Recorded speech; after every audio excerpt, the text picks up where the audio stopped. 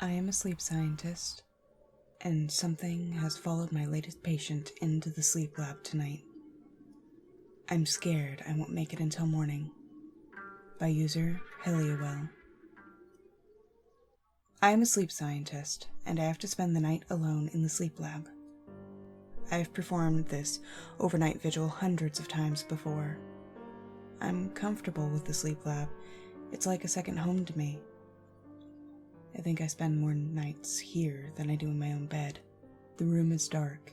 It has to be, of course, so that no light goes into the sleep room next door, and I stare at the flickering screen in front of me. The lab computer records and monitors the patient's brain activity, EEG brainwaves, never-ending wiggly lines dancing across the screen. First, I think I need to explain what the sleep lab is exactly. The room I'm in right now is known as the monitoring room. It is next door to the sleep rooms. There's a window located in the wall of the monitoring room which allows us to look directly into the sleep room without having to go in.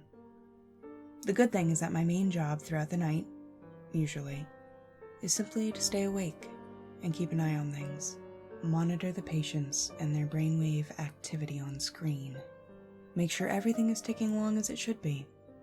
There are infrared cameras mounted on the sleep room walls, so I can see the patient on another monitor, make sure everything is okay. I have to make sure the brainwave recording is going well, that the recording wires are still attached to the patient's scalps, and that the recording is free from noise and interference. Through all of this, the main job is usually just staying awake and alert. To keep myself awake, I'm allowed to browse the internet on my laptop, as long as the speakers are switched to off, of course, and on the condition that I keep a vigilant eye on the patients and their signals. Later on comes the mentally taxing part of analyzing their data, but overnight, I don't have to worry about that yet. Sometimes watching the EEG brainwaves flick continuously across the screen can become strangely hypnotic, and I have to fight to keep myself awake. Tonight, though. Tonight is different. Tonight, there's no danger of me nodding off. I'm wide awake, and I'm terrified. There is only one patient in the sleep lab tonight. He's in a coma, so I'm practically alone in the building. There's no one I can go to, no one to wake up. That's what makes tonight even more unnerving. Normally, I would never wake up a patient, unless protocol required it. But these aren't normal circumstances. If there were someone else around, sometimes I monitor multiple patients at a time. I would have woken them up by now. Not to adjust their wires, not to give them their meds, not to check up on them. Simply because I need someone here with me, because things are getting out of control. Anyhow, he's the only one here, and he's in a coma, so I could scream and shout all I want. He won't stir. All I have is an unconscious body for company. It's why I've come here, to reach out to you. Normally, I like the darkness of the sleep lab. It's comforting. It's what I'm used to. So tonight, even though I could have turned on the lights at the beginning of the night, if I had wanted to, the patient wouldn't have woken up. Even if I were to shine a flashlight with the brightness of 1,000 suns straight into his eyes. No, instead I just sat here comfortably, in the dark. A matter of habit, I suppose. Let me get one thing clear. I have seen all manners of things during my time working here, a mixture of scary and panic-inducing. I'm a neuroscientist specializing in sleep research, and my professional interest lies in characterizing and trying to find new treatments for sleep disorders. I've had multiple patients with sleep paralysis who wake in hysterics, telling me about the demons that tried to kill them, draw them out on paper to show me diagrams of the terrible faces that haunt them in the night. They point out frantically and urgently where the demons had stood in the room. I've had countless children in who've woken up screaming, blood-curdling screams, the kind of sound that makes your hair stand on end, suffering from night terrors. I've had people sleepwalking, throwing things around. Sometimes they've even managed to rip the wires off of their heads, which is very painful because these wires are glued on, and still, they've not woken up. One man, still unconscious, cut his own wrists with a shaving razor and slept through it, even as I bandaged him up and phoned for help. I've had patients stop breathing suddenly, mid-dream, and I've had to rush in and perform CPR. Sometimes, some people somehow manage to open the door of the sleep room. wander through the corridor, and come into the monitoring room. Some of them tried to attack me, hit me, bite me, all while asleep. What I'm saying is, I've seen a lot. I've had to remain level-headed throughout it all and focus on the job. They rip out their wires, I need to put them back on and make sure the EEG recording stays online. They start sleepwalking, I can't wake them up. I need to make sure their wires are still in place, and that we're getting a good signal, and that the infrared camera is capturing everything so we can analyze the data. Usually, I just need to make sure they're confined to the sleep room and can't hurt themselves. Or me. Child screaming? No big deal. It can be a little creepy at first, but I've seen it 1,000 times before. I just make sure the signal is okay, make a note of the time and duration of the night terror, and then it's carry on as usual. I need to be focused and to concentrate on the central aim, ensuring that patient data collection continues uninterrupted and keeping a corresponding meticulous written record of any unusual events. After all, that's why they're there, these patients, so that we can diagnose them, so that we can get them the treatment and medication they need to get on with their lives, so we can help them break out of the bubble of terror that engulfs them every night, created by their minds. When it goes awry, the slumbering brain can be an evil, self-destructive thing. My job is to help rein it in. I'm actually used to this routine, these strange, tumultuous nights, more so than a lot of my colleagues. You see, I became a sleep neuroscientist because of my older brother. I can't remember when it started, but I remember I would wake up regularly to hear him muttering and talking in his sleep. Sometimes he would sit up and scream. Other times he would whimper, his voice coming out whiny and afraid. It was the whimpering that scared me more than the screaming for some reason. During the day, he was my older big brother. We'd play basketball together, and he'd buy me popsicles from the ice cream truck with his pocket money, help me cross the road, and tie my shoes. He's only a couple of years older than me, but 2 years can be a huge gulf during childhood. He was my hero. But at night, he became this frightened little boy who lashed out at me when I tried to wake him up. As the days went by, though, I became used to it. When we got older, he didn't grow out of it, as most children do. No, it got worse. He started experiencing a jumble of symptoms: night terrors, sleep paralysis, sleepwalking, and also what I now know is REM disorder. It didn't get better. Then his visions and hallucinations began to seep into the daytime. What beasts and terrors had been confined to his dreamscapes now haunted him during wakefulness as well. He was diagnosed with sleep disorder, combined with schizophrenia. I wanted to help him. It took a toll on every part of his life. He was more intelligent than me, with a potential bright future ahead. But he'd fallen behind in his studies, unable to concentrate. I started to study the brain for him, because I wanted to understand what was happening inside his mind. So I began on my quest to study the brain, to unlock its secrets, because I wanted to help him, and others like him, to escape. I wanted him to return to being himself. My brother, unfortunately, never really improved. No amount of drugs could help him, and he insisted that this was because his visions weren't due to a disorder. No, they were real. He would often shout and scream that drugs couldn't take something away if it were real. As I progressed in my scientific studies, which I had embarked upon for the very reason to help him, ironically, it caused a rift between us. I thought he would be proud when I got my PhD, but he almost saw my scientific endeavors as a betrayal, as a sign that I didn't believe him. I guess the fact that I'm his younger brother doesn't help much. It doesn't matter how many qualifications I attain, how many scientific publications I write, how respected I am among my academic peers. My brother will never listen to me, and he refuses to set foot in my lab or try any of the treatments I recommend. We haven't spoken in years. However, what I'm about to narrate, what I've been through tonight, this isn't about my brother.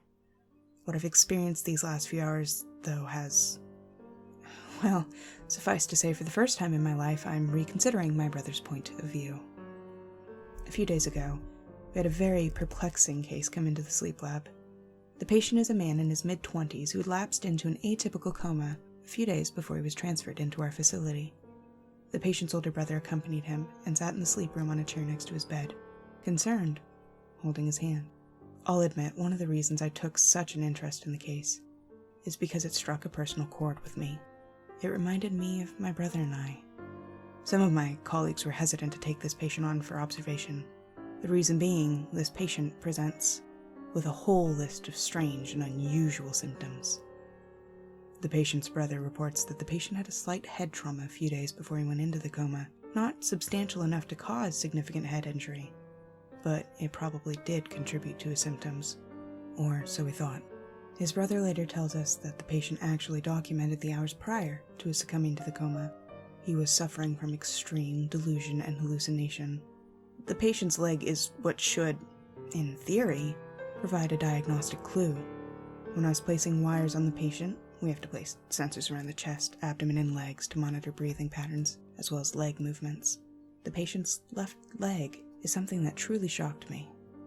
It seems necrotic.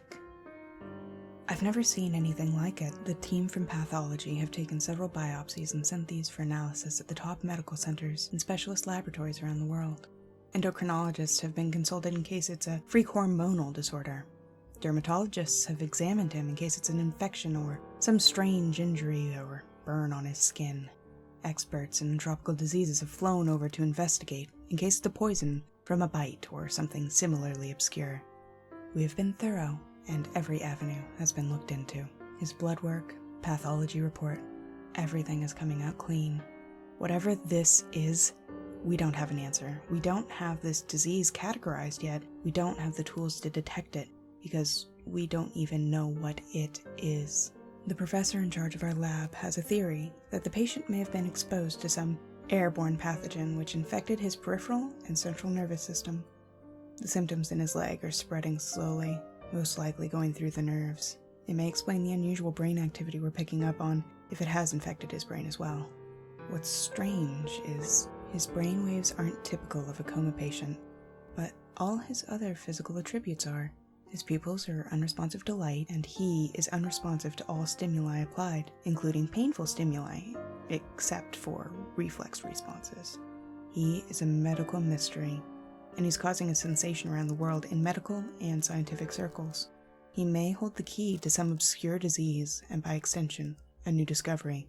We're looking at uncharted ground here, but right now, he's here alone in the lab with only me to monitor him and track his brainwave activity. Some people aren't sure if whatever disease he has is contagious, but we don't think so. Nonetheless, I took one look at his brother, holding his hand and looking forlorn and desperate, and I knew I just had to help in whatever way I could. So, this afternoon, one by one, my colleagues at the lab checked out for home. Soon, there was just me left, staying overnight alone to monitor the patient. I have done this, as I say, many times before.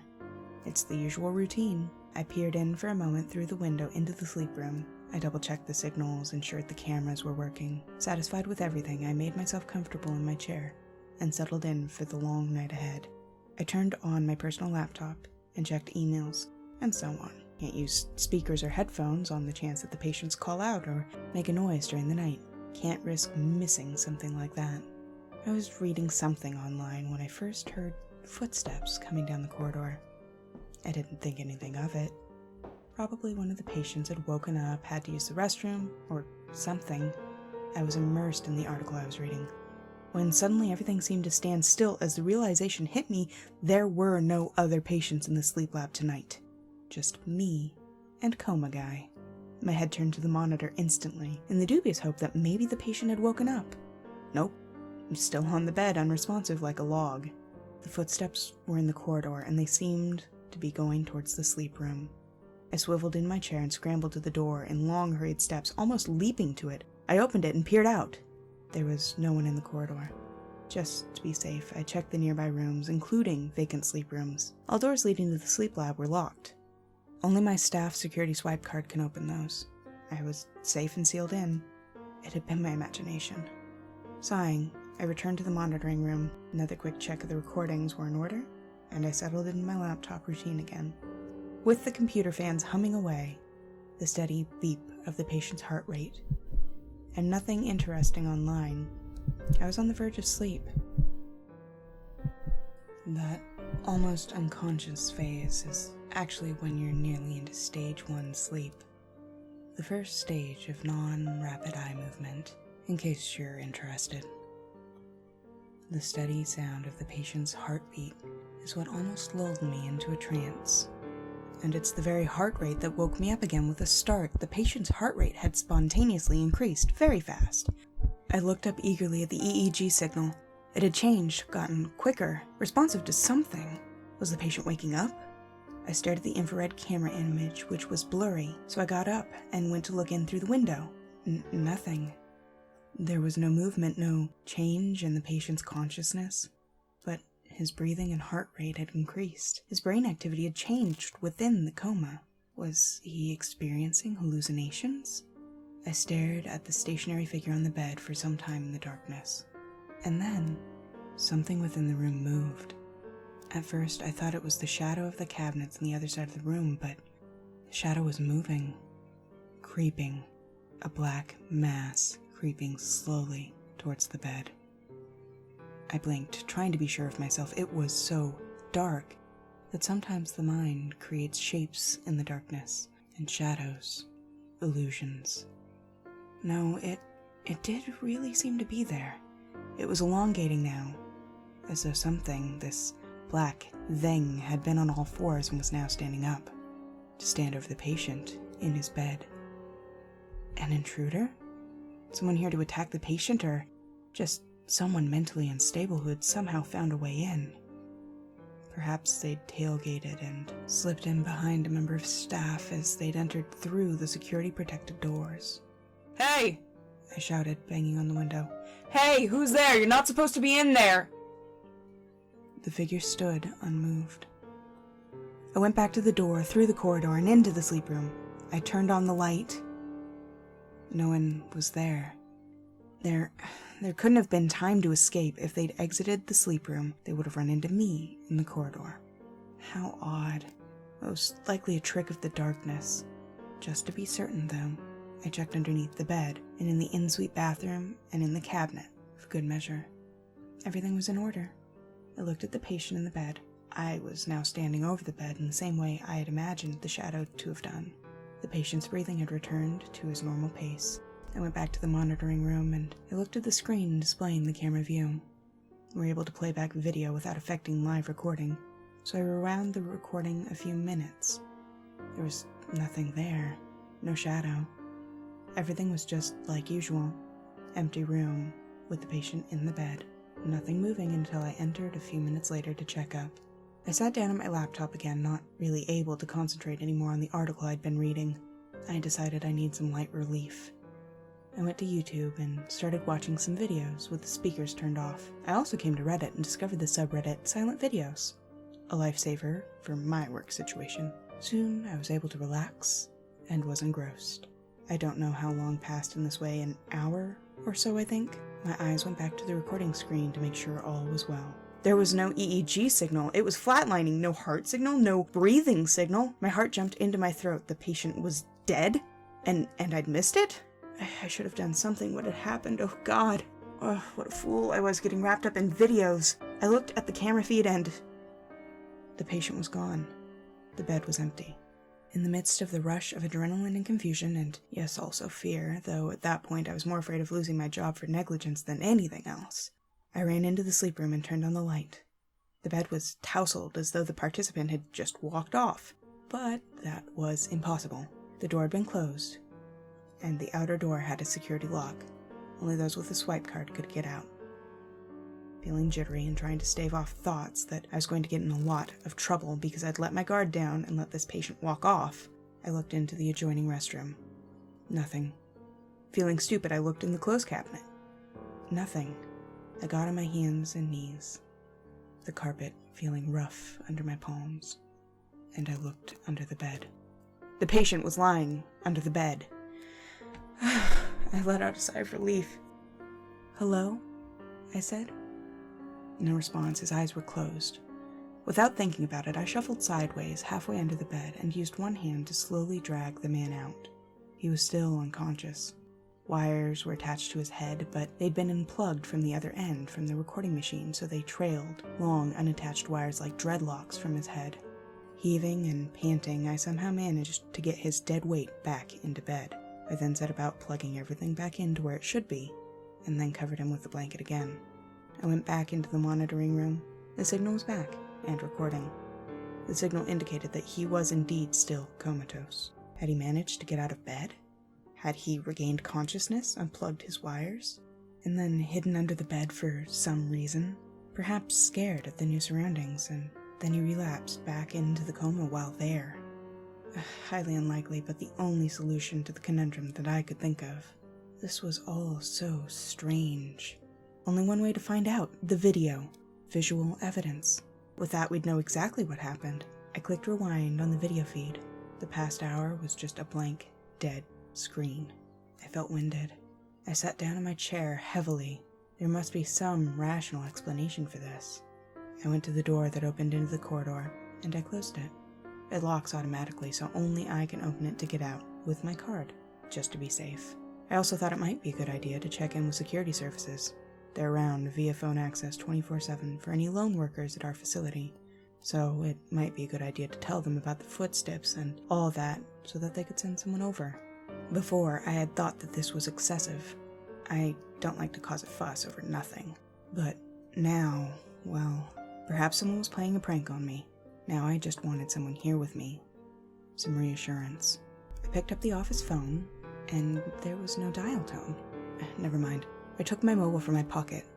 No signal. Odd. I tried changing position, but it was of no use.